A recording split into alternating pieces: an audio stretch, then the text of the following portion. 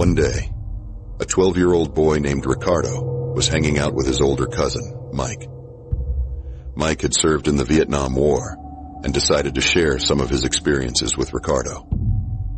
Mike's stories were gruesome and horrifying. He spoke about killing people and committing unspeakable acts against women. To prove his stories, Mike showed Ricardo Polaroid photos of the atrocities. Instead of being repulsed, Ricardo found himself fascinated by these horrific tales and images. A year later, Ricardo and Mike were together again at Mike's place.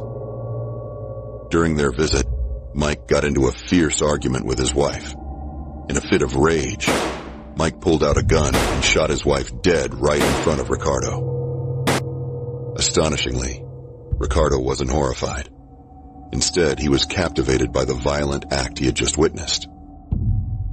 This exposure to extreme violence had a profound impact on Ricardo. Soon after, he began experimenting with drugs, especially hallucinogens.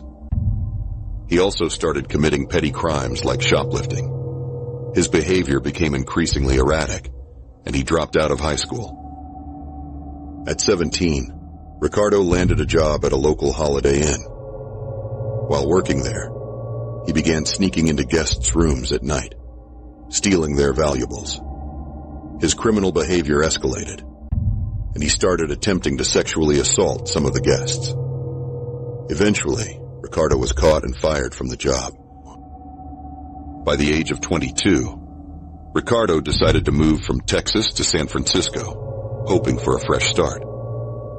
However, instead of finding a job, he spent most of his time doing drugs and neglecting his hygiene. Living off junk food and soda, his teeth began to rot, and he became known for his foul odor, earning the nickname Stank Ass. After 2 years of this lifestyle, Ricardo's fascination with violence resurfaced. One day, he saw a 9-year-old girl who had lost a dollar bill. He approached her, offering to help find it, and lured her into the basement of a hotel, where her life sadly ended.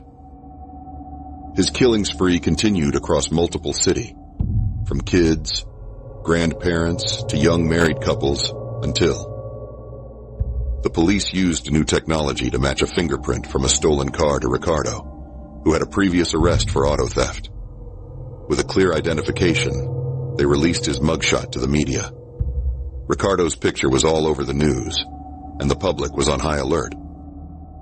2 days later, Ricardo was at a convenience store in Los Angeles when several people recognized him. Bystanders chased him down. They caught him, beat him severely, and held him until the police arrived. While awaiting trial, Ricardo gained a bizarre following of fans who wrote to him and visited him in prison. One of these fans even married him while he was on death row. He eventually died of cancer while still on death row.